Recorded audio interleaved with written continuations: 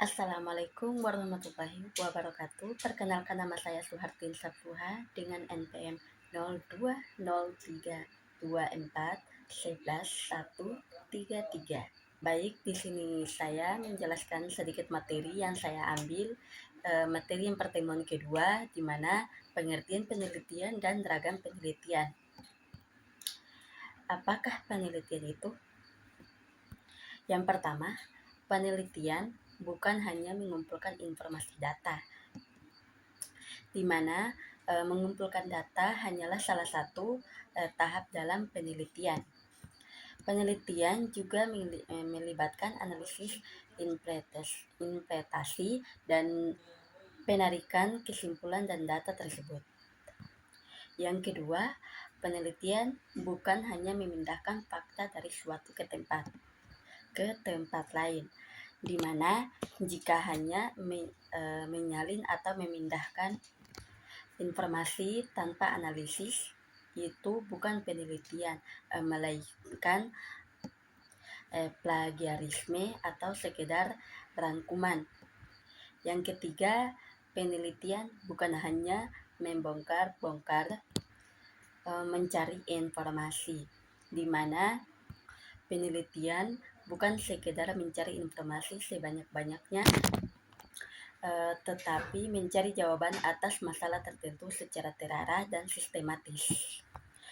Yang terakhir, penelitian bukan suatu kata besar untuk menarik perhatian, di mana penelitian bukan sekadar istilah keren, tetapi merupakan kegiatan ilmiah yang serius dan struktur yang harus dilakukan dengan tanggung jawab.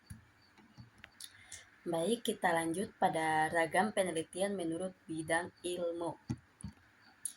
Secara umum, ilmu ini dapat dibedakan antara ilmu dasar dan ilmu terapan. Yang pertama, ilmu dasar, di mana ilmu dasar ini apa yang dikembangkan di fakultas-fakultas seperti matematika, fisika, kimia, geofisika, biologi, dan geografi. Yang kedua, Yang kedua, ilmu terapan, di mana ilmu terapan ini meliputi antara lain seperti ilmu teknik, ilmu kedokteran, ilmu teknologi pertanian, ilmu ekonomi, dan lain-lain. Jadi ilmu dasar ini dikembangkan lewat penelitian yang biasa disebut sebagai penelitian dasar atau basic research, sedangkan penelitian terapan atau applied research itu menghasilkan ilmu terapan. Jadi penelitian terapan ini seperti misalnya di bidang fisika bangunan dilakukan dengan memanfaatkan ilmu dasar, misalnya fisika. Selanjutnya, macam tujuan penelitian. Yang pertama, eksplorasi atau exploration, di mana berkaitan dengan upaya untuk menentukan apakah suatu fenomena ada atau tidak. Yang kedua, deskripsi atau description, di mana berkaitan dengan pengkajian fenomena itu secara lebih rinci atau membedakan dengan fenomena yang lain.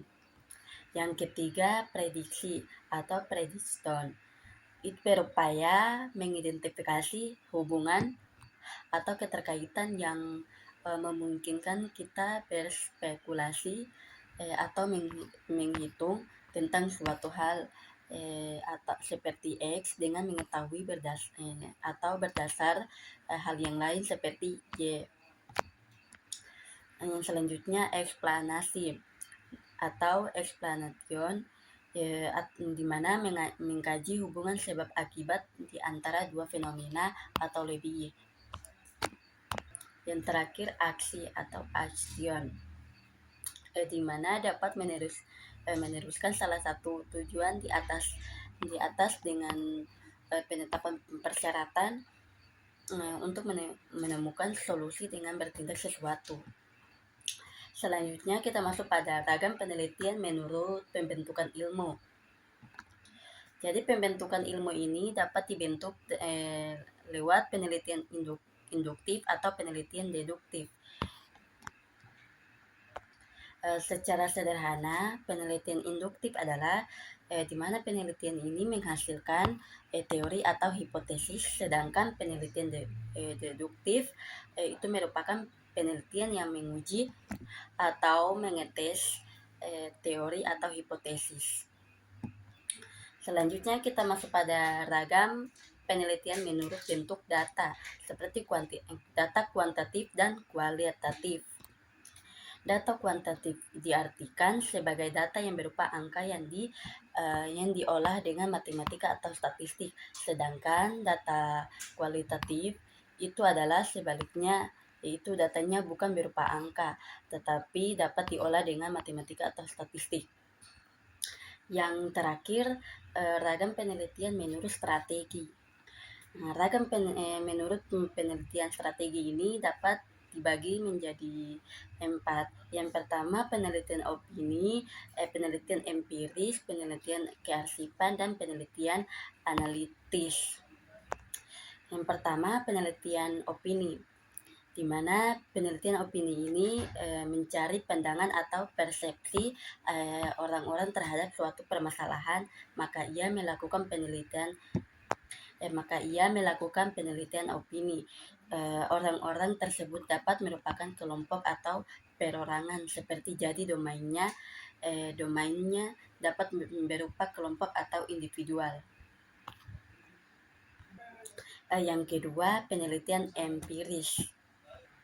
Jadi penelitian empiris ini dia terdapat tabel, di mana penelitian empiris ini juga terdapat tiga macam penelitian empiris. Yang pertama, studi kasus, yang kedua, studi lapangan, dan ketiga, studi laboratorium. Yang pertama, studi kasus ini di mana keberadaan rancangan atau desain eksperimen itu tidak ada, tetapi keberadaan kendali atau kontrol eksperimen tidak ada juga. Dan studi lapangan, keberadaan rancangan atau desain eksperimen itu ada, tetapi keberadaan kendali atau kontrol eksperimen tidak ada. Yang terakhir, studi laboratorium, di mana keberadaan rancangan desain eksperimen ada, tetapi keberadaan kendali atau kontrol eksperimen juga ada.